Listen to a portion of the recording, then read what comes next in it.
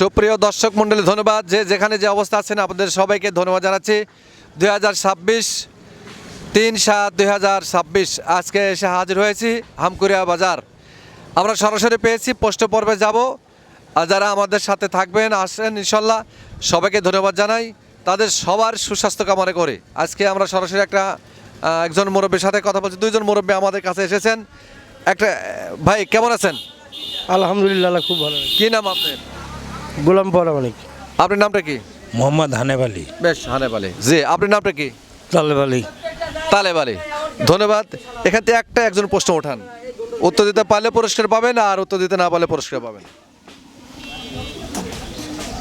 আপনি একটা প্রশ্ন উঠাইছেন, মহরম বা আশুরার দিন রোজা রাখি কেন?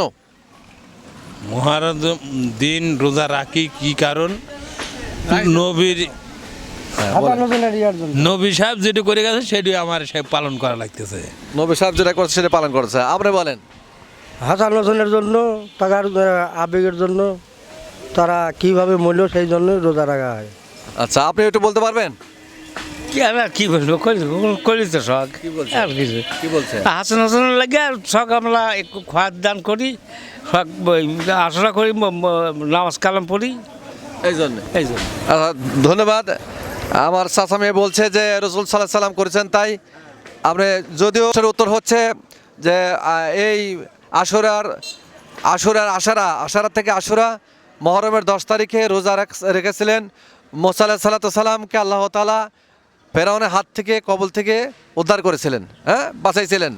আর এই জন্যে যতদিন মুসা আলাইহিস সালাম বেঁচে ছিলেন ততদিন মুসা আলাইহিস সালাম রোজা রেখেছেন, এবং এই জন্যে আমাদের নবী রোজা রাখছেন এবং আমাদের রোজা রাখার জন্য বলেছেন। আপনি আংশিক উত্তর দিয়েছেন, ধন্যবাদ আপনাকে।